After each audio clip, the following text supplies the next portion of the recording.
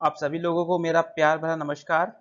आशा करता हूँ कि आप सब लोग स्वस्थ होंगे, मस्त होंगे और अपनी पढ़ाई में व्यस्त होंगे। दरअसल एसएससी सीजीएल 2024 की जो सीजीएल की एग्जामिनेशन है वो मंडे यानी 9 सितंबर से स्टार्ट हो रही है और 26 सितंबर तक शेड्यूल्ड है। तो आप लोगों के सामने लास्ट मिनट टिप्स कहें या फिर कुछ बातें बतानी है जिसमें एग्ज़ाम में पैनिक ना हो, कुछ गलतियाँ ना हो। तो चलिए शुरू करते हैं। कुछ गलतियाँ आपको जो एग्ज़ाम में नहीं करनी है वो क्या हो सकती है। सबसे पहली बात उन लोगों के लिए जिनको जो सीटी उन्होंने ऑप्ट की थी वो नहीं मिली है। इस बार मैक्सिमम लोगों के साथ हुआ है कि उनको उन्होंने जो सीटी ऑप्ट की थी वो नहीं मिली है या सेंटर उनको बाहर मिल गया, कोई दूसरा स्टेट मिल गया है। सबसे पहली बात वो पैनिक नहीं करें, क्योंकि अधिकतर लोगों के साथ ये चीज़ हुई है कि उनको अपना सीटी बाहर मिला है। और इसका एक पॉजिटिव वे ये फैक्ट ये होता है कि जिस जब ये सीटीज बाहर मिलती हैं तो जो जेन्युइन बंदा है वही एग्ज़ाम देने के लिए इतनी दूर जाता है।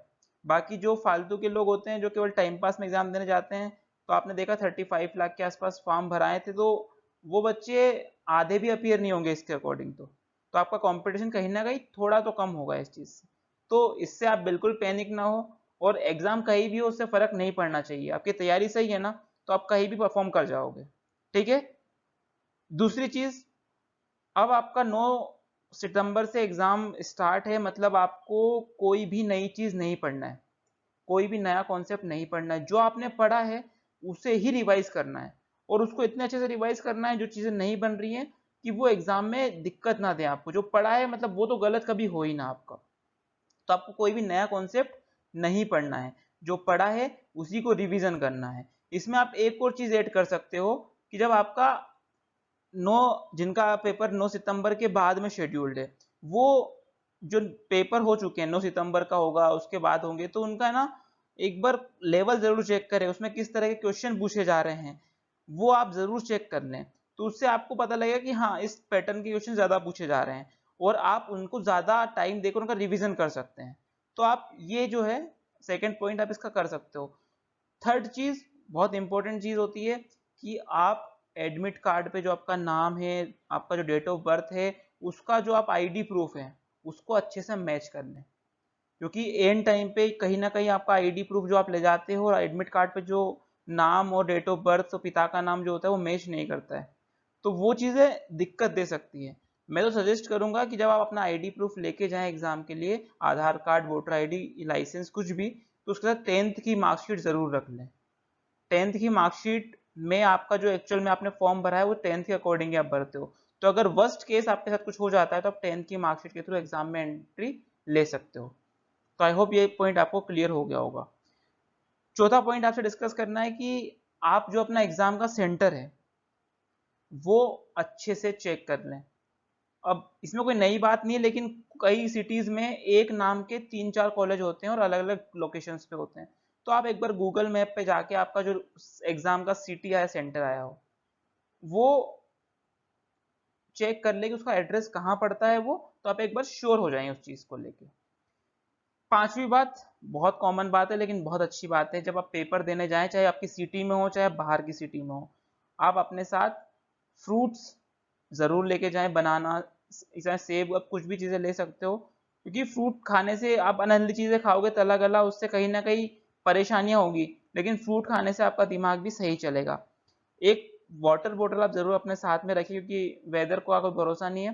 तो आप पानी की बोतल जरूर साथ रखें, बॉडी हाइड्रेट होना बहुत जरूरी है। तो आप ये अपने साथ जरूर रखें। उसके बाद में एक मेरा पर्सनल है और साइंटिफिक वे भी प्रूवन है कि चॉकलेट आपके पास एग्जाम में जब आप जाए ना, तो आपके पास जो भी आपको चॉकलेट पसंद हो वो चॉकलेट आप अपने साथ लेके जाइए, और जब एंट्री करें उससे 5 मिनट पहले वो खा लीजिए एग्जाम से। उससे क्या होता है ना, आपका जो आप इतने सफर में आते हो इतनी दूर, तो जो थकान होती है उससे आपका मूड पूरा जो है अपसेट हो जाता है। लेकिन कोई भी मीठी चीज खाने से या चॉकलेट खाने से वो आपका जो थकान वाला फील है ना, वो एक पॉजिटिव वे में बदल जाएगा, आपको गुड फील होगा।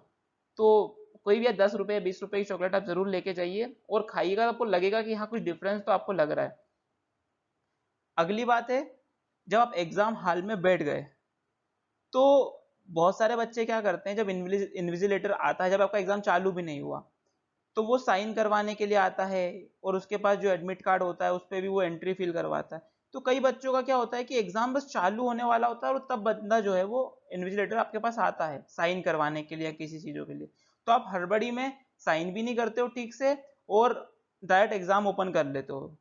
तो आपको क्या करना है ना, जब अगर ऐसी कंडीशन आपके साथ आती है कि आपका एग्जाम स्टार्ट होने वाला है और इन्विजिलेटर भी आ गया, तो आप इत्मीनान से साइन करिए। अगर आप एग्जाम 1-2 मिनट लेट स्टार्ट करते हो अदर बच्चों से, तो आपको पूरे 60 मिनट मिलते हैं, आपको 1 घंटा पूरा मिलेगा इसके अंदर। तो आप जब एग्जाम स्टार्ट करोगे, अगर आपने 1 मिनट लेट एग्जाम स्टार्ट करा है, तो आपको बकायदा 1 मिनट एक्स्ट्रा मिलता है लास्ट तक। तो आपको ये नहीं करना है कि इन्विजिलेटर आ गया, साइन भी करना है, पेपर भी तुरंत स्टार्ट करना है। थोड़ा सा आराम से आप, जैसे आपका साइन हो जाए, सब चीजें मैच हो जाए, उसके बाद आप 2 मिनट बाद भी करेंगे तो आपका पेपर बकायदा 60 मिनट पूरे लगे आपको मिलेंगे। ठीक है, तो ये मस्ट आपको याद रखना है कि इतना हड़बड़ी में पेपर को नहीं देना है, शुरुआत नहीं करनी है। उसके बाद जब आप एग्जाम स्टार्ट कर देते हो, आपको लगता है कि आप जनरली, क्या मेरा तो ये था कि स्टार्टिंग में मैथ्स, इंग्लिश और जीएस कर लिया होता था, तो उसमें आपका फायदा ये हो जाता था कि आपको 15-20 मिनट में दोनों सेक्शन हो गए, बाकी के टाइम में आप मैथ्स रीजनिंग को दे सकते हो। अब होता क्या था, अगर आपने रीजनिंग ही स्टार्ट करी मान लो फर्स्ट में, और आपको लगा कि यार 3-4 क्वेश्चन काफी टफ है शुरुआत के, हमसे बन ही नहीं रहे, तो देखो वो सबके लिए टफ होंगे, है ना। सबसे पहले तो वहां डरना नहीं है।